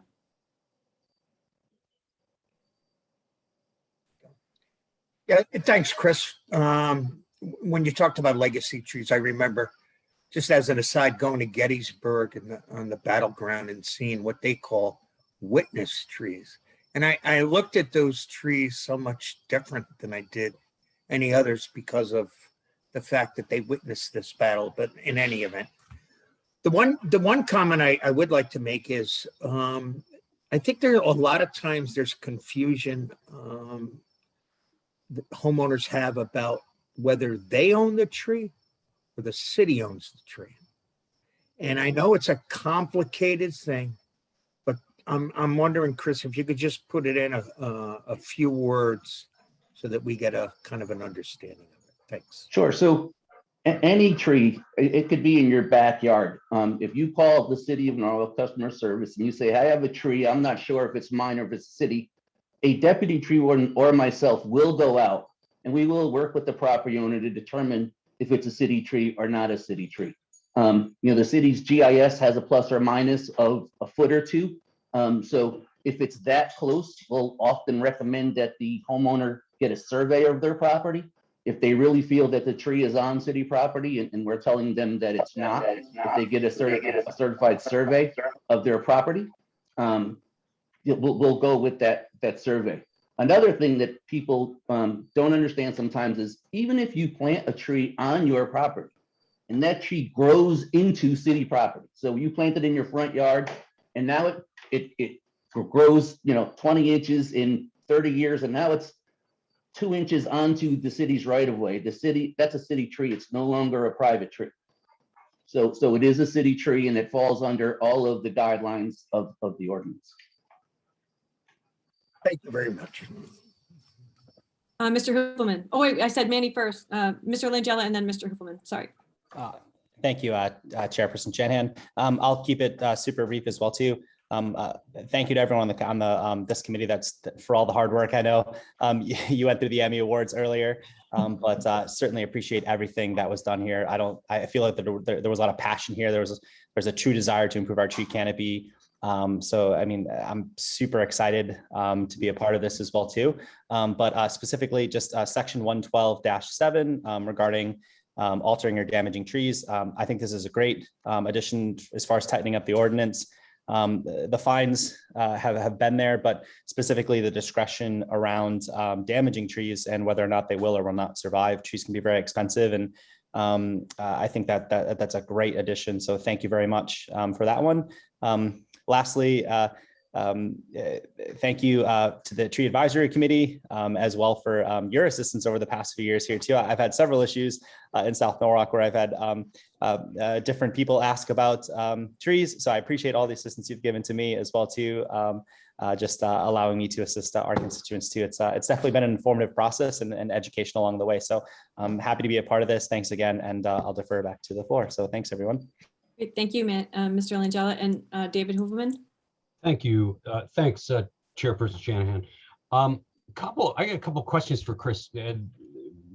First of all, one is a comment. I love the strengthening of the construction clause that we have in there now. I think that's really important and fantastic. This concept of this tree inventory, will that then capture a tree like what you just described, a few minutes ago? It gets planted on private property, but it grows, and as it grows, it begins to encroach into city property. Is that something that we'll be identifying within this tree inventory? I'm assuming the tree inventory would be a living document at that point, right? Yes, yes to both of your statement and your question. So yes, the tree that grew into city property would be part of that study. We are still talking about how we're gonna go about doing the city's tree inventory. You know, if I had to guess, I would say that there's at least 30,000 trees that just in our public property, it's not a tree-lined street, just in the parks. And, you know, we lost 500 trees in Hurricane Sandy. Yeah, no, yeah, I look at that and think this is a daunting task, but once completed, wow, what a document to be able to, you know with specificity, and then be able to know when we're changing things and that kind of growth.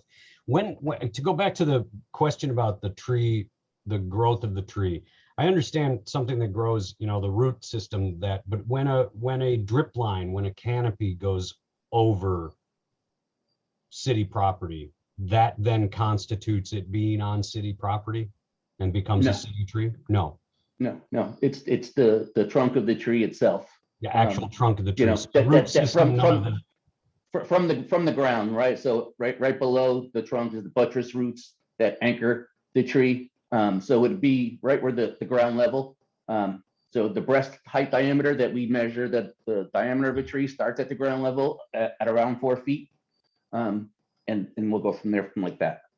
Okay, great. Thanks for the clarity on that. Other than that, I think this is great. I'm looking forward to a little more discussion and this thing happening. It's fantastic. So thank you. Thank you. Do any other committee members have questions or comments? Kadeem Roberts. Just want to say thank you to everybody that was behind this moving part. I fully support this. It's very, very well due to the fact that, you know, majority of people don't know about trees, you know, and some people tend to say, oh, I want to chop it down. I need more sun. I need more, you know, lighting on my property or just on city field property and things like that. Like I tend to drive past on the Merritt every day. And I don't know if you guys see that. And they've now been chopping down trees and stuff like that. So, you know, people are like, oh, that's wonderful, but people don't understand the concept of what that does, you know? So definitely, Chris, thank you for the statistics, you know, 20% on homes and things of that nature, because, you know, we do need that. And like you said, Chris, you know, the legacy trees, that's something new to me as well. Like, you know, just understanding that and seeing what those trees did years and years back and why they call them legacy trees, and especially the coach for saying like the battleground trees, like it makes sense, you know, you want those to still be here years to come, you know, and they mean a lot, especially to the city, even the statistics about, you know, things that make it through a natural disaster, you know, and to see like that pride and joy still standing is amazing. So I definitely appreciate that. I appreciate everybody on here. The moving figures, you guys are wonderful. I can't wait for this to come right out, and I'm full support, guys. Thank you, Tadeem. Anybody else want to make a comment before we move to take this to public hearing? Just Can I say one more thing? Yep, go ahead, Chris. I'm sorry. So about 6 years ago, Paul, remember we took down the lighthouse tree on the top of Soundview Avenue. And the reason why it was called a lighthouse tree is back when Norwalk was very young, that was one of the high parts of the city, and the tree was like 100-foot oak tree. And they call it the lighthouse tree because they actually put a light in the tree so aircraft wouldn't crash into it. So when the city, we took it down ourselves, we kept a piece of the trunk of the tree and we put it on a board at the DPW garage. It's something to see if you're ever down there. Ask to see it. It's literally 6 feet around, and you're like, oh my God, this was like, that would have been a legacy tree. So thank you. I wish I saw it. I feel sad I didn't see it. Brian, you said you had a comment, and then I think we need to put a motion on the floor to move this to public hearing. Yeah, just to piggyback on what Tom Keegan said, a history nerd here. When you're in Gettysburg, go to the Mr. G's ice cream. There's a witness tree, and across the street, there is a museum that shows Abraham Lincoln walking down Gettysburg, and that same tree is still there. That's cool. Yeah. That would be cool. I hope we have a few of those that we find. So do I have a motion on the floor to move this ordinance to public hearing? Mr. Langella, seconded by Mr. Keegan. All in favor? That is unanimous. Thank you, everybody. Thank you for staying late. It's 8:40. I really appreciate the TAC people staying late to hear our presentation, and we're very excited about moving this forward. And also, Paul and Chris, go home and get some sleep. Thank you for coming. All right, we have one more item on our agenda this evening, and that is poor Jess, who's probably, I hope, yep, poor Jess is probably sound asleep. It is to discuss Chapter 45, Article 4, Outdoor Dining, discuss standards and guidelines for outdoor dining. There we go. Last agenda item. Thank you for starting with us and ending with us, Jessica. Of course, my pleasure.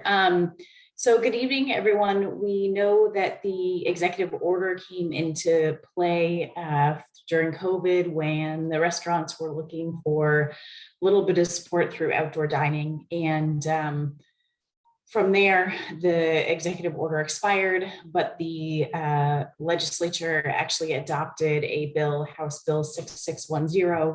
And that bill was adopted, actually, a lot of the elements that were in the executive order from the COVID outdoor dining. So we have been looking actually at the outdoor dining ordinance for the last couple of years, knowing that it needed to be updated. And now is our time. And the timing really pivots off of the piece of legislation that got passed. That legislation puts into play all of those clauses that actually expire March 2022. So as of April the 1st, 2022, which is the next outdoor dining season, not this current one that will end in November, but the next outdoor dining season, all of the restaurants will go back to our original ordinance. And the challenge there is that one, it is antiquated, and two, we know that with all of the practices that we have been putting into play for the last couple of years due to COVID, that actually a large number of the restaurants that have outdoor dining would currently be not in compliance with the outdoor dining ordinance as it exists today.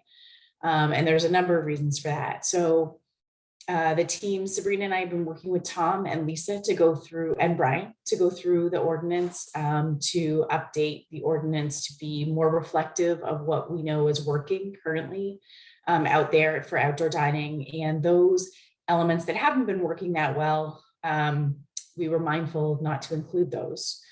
You received two documents, I believe, in the packet. One is that outdoor dining ordinance with some red line edits on it. And I believe that there's also a clean copy as well. But you also, in addition, received guidelines and standards.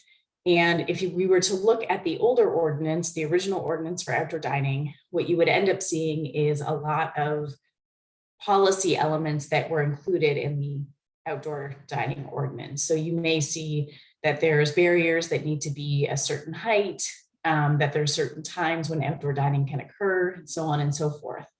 The way in which we thought about it was, let's peel away all of the policy, more administrative elements of outdoor dining, and let's put that in the guidance and standard document, so that it really helps to be able to build the policies and the way in which the programming happens. And let's have the ordinance be a little bit more general in the sense of referring to guidance and standards. And that way we will be able to change the guidance and standards over time as we learn more about outdoor dining. We were able to share both of the documents that you have in front of you with police, fire, health, zoning, DPW, TMP, obviously legal. Brian helped to draft them. And I believe, and the redevelopment agency as well had a look at them. So we're able to have all of the departments and all of the partners look at those. We really wanted to have police and fire and building and code enforcement and zoning look at them, and health in great detail, in the sense that there are elements to do with the barriers, access to fire apparatus, also the barriers, making sure that there are elements in there that the police and fire were comfortable with. So really wanted to note that we spent a lot of time with those departments to be able to ensure that what we've learned across the last couple of years is really included in those guidelines and standards. So I think at this point, Chair Shanahan, correct me if I'm wrong, but I think at this point, we just really wanted to highlight that there is a timeline in play. The timeline really is geared for April the 1st, 2022, which is the end of when the piece of legislation will no longer be in play. And that we really want to dig into the ordinance and the guidelines and standards next month, but really wanted to highlight for you that this is something that we're really excited about, something that's probably been pending for just like the P&Z merger and also the tree ordinance, something that's probably been pending for longer than it needed to. And just really excited to be able to learn a lot over the last couple of years and be able to really build an ordinance that's strong. I think one thing to know is that Brian did a really great job looking at different communities in Connecticut and really being able to pull some of the elements that the other communities are looking at into the guidelines and standards, but really wanted to kind of identify, one, the timeline, and two, also the difference between those two documents that you received, one, the ordinance, and the second, the guidelines and standards.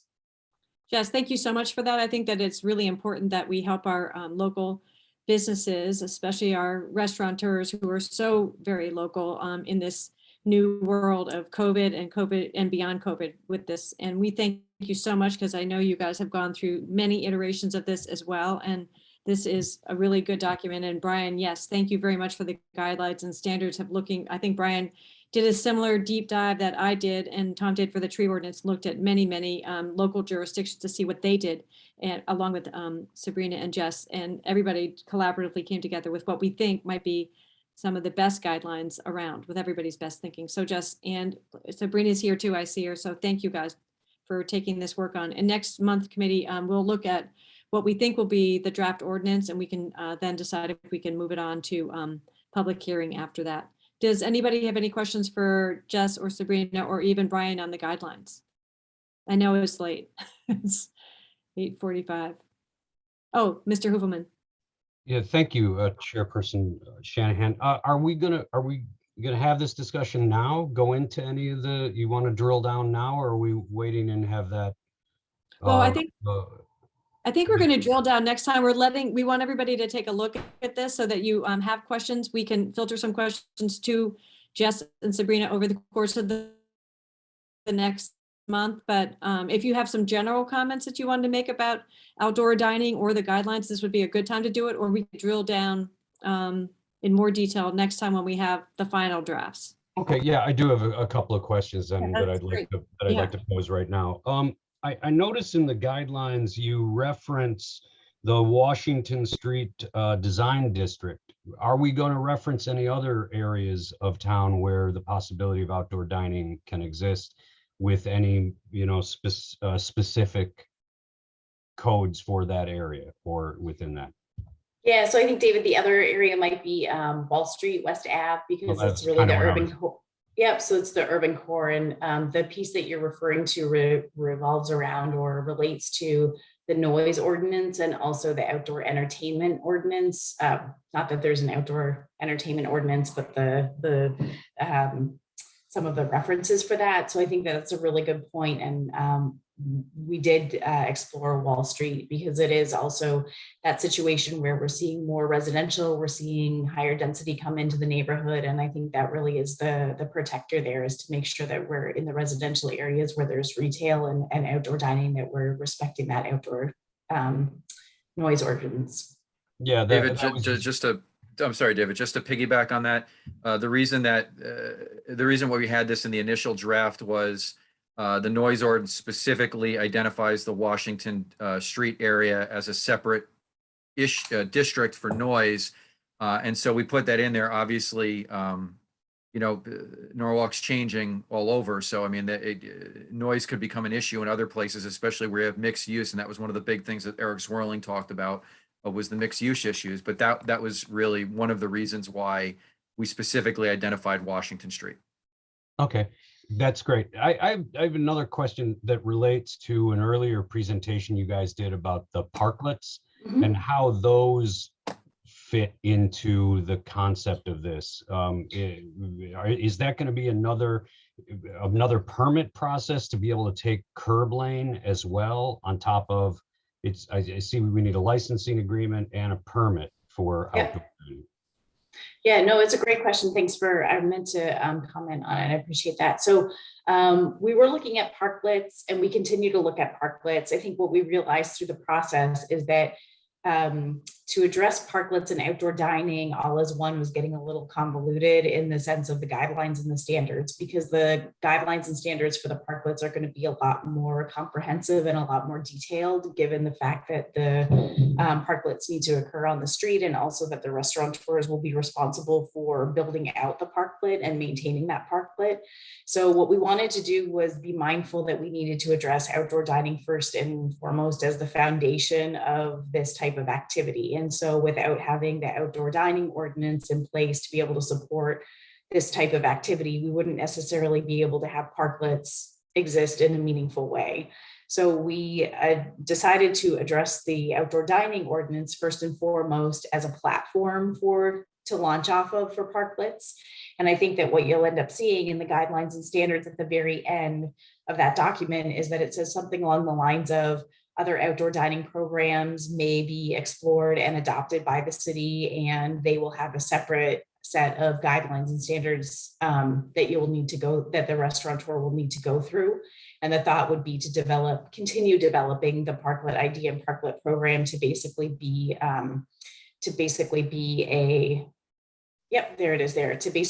able to launch off of this. So I do believe that it will be a separate permitting process. I think that I don't know that it needs to be an extensive permitting process. I think it might be able to just be an amendment or an addition to the existing permit in place. But I do think that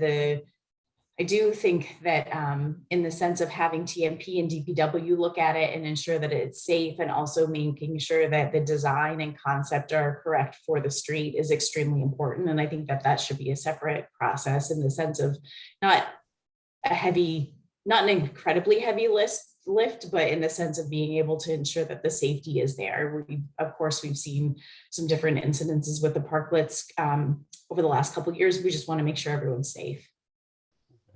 And then I did have a question, maybe this is a question more for Brian, is just that the distinction between the license agreement and a permit. Yeah, so let me just pull up here. So the guidelines go through what the process is, and you are going to have to get a permit. There's a whole bunch of things that you have to show, including proof of adequate insurance. You have to name City of Norwalk as an additional insured. There's liquor liability insurance. There's workers' comp insurance. There's going to have to be a completed and signed indemnification agreement approved by Corporation Counsel's office. There might be a bond that's in here right now. And I believe there's also a license agreement. I do have to find it in here. Hold on. Yeah, before receiving formal and final approval of the permit for use of public property, the applicant should execute a license agreement with the City of Norwalk, and that would have to go through Corporation Counsel's office. That is something we've seen other municipalities basically have somebody go through the permitting process, and then it is finalized and almost transformed into a licensing agreement that would have to go through Corporation Counsel's office. Okay, I guess the question I have now, a restaurateur has to do this every year in order to do this from April 1st to November 1st.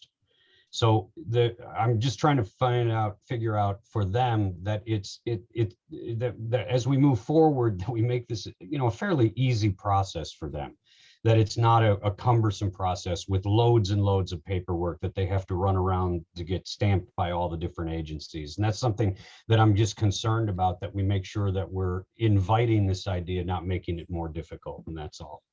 Yeah, so I think as part of the COVID effort, we actually took 3 separate processes and merged them into one. So originally the way that it worked is the applicant needed to go into planning and zoning, get approval. They then needed to go to building and code. They needed to go to the fire marshal. They need to go to legal. They need to go to health. They need to go to each department, and they were responsible for actually walking their application around. And if you see in the ordinance, we actually redlined that whole entire section, because when we did COVID, we created an online survey where basically we allowed the restaurateur to apply online, including their site plan, the seating configuration, including their tent plan, and so on and so forth. And we did that through planning and zoning. So planning and zoning receives the initial applications through the online software. Planning and zoning is the one who coordinates via email with all the different departments.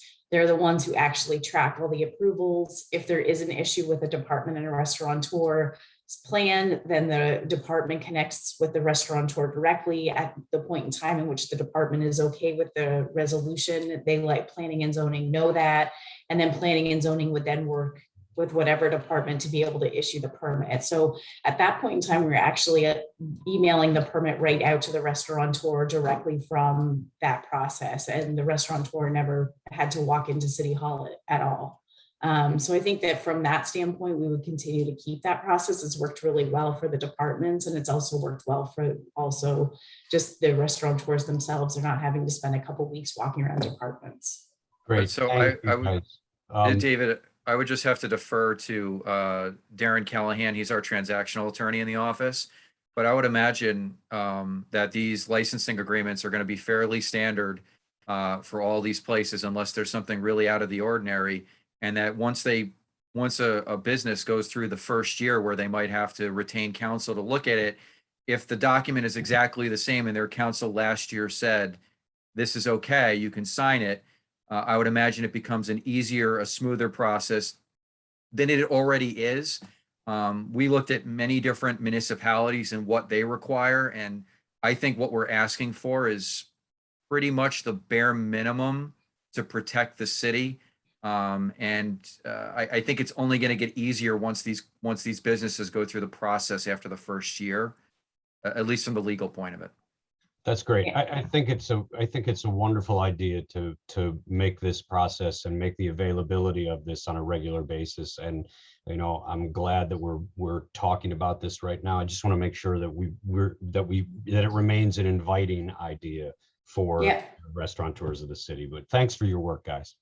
Absolutely. And it'll be interesting to see. I think we had more, we had well over 100 applicants get permits over the last, for each outdoor dining season. So it'll be really interesting to hear the feedback we get moving forward. And I also think that this is part of the reason why we've separated the ordinance and the standards and guidelines, so that we have the ability to be flexible with the guidelines and standards as we learn more. So if we hear feedback and we need to change the process, then we're able to do that to a certain extent, but of course within the confines of the ordinance itself. Mr. Keegan, it looks as though you had a question. I do. Jess, just any flexibility with the dates? Now, I understand how that would be probably an issue on, like, say, Washington Street, but suppose a restaurateur has their own property and they've set it up so that they can have outdoor dining, maybe outside of the dates that we've specified. Is that something that we thought about? Yeah, so it's not actually anything that we've gotten pushback on before. And we did actually allow for winter outdoor dining for the last 2 seasons, and we haven't had any applicants for the outdoor dining season. But definitely, I think it's something that we can talk about and something that we can explore. We really want to be careful about heating devices underneath the tents, and we really want to be careful with exposed sort of fire pits and all that kind of thing as well. So it's something that we govern fairly tightly at this particular point in time. We want to make sure that we're not encouraging that behavior, but at the same time, I think that, the dates would be flexible and are flexible. There's also, folks need to get a permit if they're doing outdoor dining on their private property, but they also need to do it on public. So, we would be able to talk to each applicant about that. Okay, thank you. Any other questions, team? Dominique Johnson. Thanks, Chair. Since we're doing questions, okay. Thank you very much, Jess. This is exciting, and I know this will mean a lot for restaurateurs. I just saw in the definitions of the draft, there's the distinction between like the restaurants that have food service, but then also cafes, and maybe I'm assuming, I didn't see the word bar, I think, but Yeah. yeah, so Yep, you a got little bit it. about kind of if I own a coffee shop and that's all I serve, Yeah. a muffin, like where does that leave me at, or and so on. Yeah, alcohol. Yeah. Yeah, so there were concerns about alcohol consumption without food consumption because there's for a few reasons, right? So one is that the executive order and the legislation that was passed specifically comment that bars are not prohibited, bars are prohibited. They're not allowed. They're not permitted. You cannot have a consumer service bar out on a patio. And so the idea was that you don't do food service from the patio and you do not do bar service from the patio, meaning that you don't have a grill outside where you're cooking food where the patio area is or anything like that. That you can have outdoor dining, but that somebody from the restaurant would bring food to you and take food away. And actually, even to the extent that if there was a food service area outside, that it can contain utensils and glasses and plates, but not actual food itself. So if you were to go to a restaurant where you have bread that you get before your meal, that wouldn't be allowed to, from the health department, we wouldn't allow that to be out on a service cart, right? No food to be exposed outside, especially if it's 100 degrees like it's been all summer, and you don't want to have to be serving butter, let's say, or dairy products from one place to the other. So that's one. The difference is that between the cafe and a restaurant is that there are different liquor licenses that go with restaurants versus liquor licenses that go with cafes. So we wanted to be sure to be all inclusive, to include those establishments that have the liquor license through the state that is for a restaurant for indoor outdoor versus a cafe, which actually has some different food rules, right? So some of those are that you don't need to serve food, that you can actually serve coffee or tea or whatever that happens to be. So we really wanted to be sure to be all inclusive, to include all of those types of licenses. But we were then really sure to make that no bars outside, and that hasn't been allowed for the last couple of years. But we learned a lot with Washington, and we learned a lot with outdoor dining. And I think that we want everyone to be able to follow a simple set of rules, and we want to make sure that it works for everybody, and we want to make sure that it's safe for everybody. So because of all those reasons, that's why those terms are included. Fabulous. Thank you so much. And I know from of course, down on Washington Street, like the idea of being mindful of the noise complaints goes a long way, especially for the folks living in South Norwalk. So thank you very much. Yeah, of course. Thanks. Any other questions or concerns? Well, thank you so much, Jess. I'm so sorry we kept you up so late. No Really problem. appreciate all that help. I guess No at this point, problem. I will entertain another motion. Motion. Mr. Keegan, yeah. All hands are up. All in favor? It looks like we're all ready to go. Great. Well, thanks, everybody. Thanks for staying so late. Thank you for all the help you guys gave us tonight on the tree ordinance and also on P and Z. And Tom, should we share the news or no? No, your recording's still on. I would, All right, well, yeah, Larry. can you Before shut we the go off, recording before we go off, did we have a stenographer? doesn't, No, I never saw one. I never saw Unless- it either. No, I didn't see one. Unless one of the people in the attendees. I looked at that list and it didn't seem like I recognized anybody's name. So I guess, Larry, I think we'll need somebody to watch the recording and take notes. Yeah, I don't know who Amy Chapel is, but I'll follow up and see whether we had a stenographer. Okay. all right, I'm gonna stop the recording, right? Meeting is Adjourned. adjourned. Yeah. So if people want to wait for 1 second.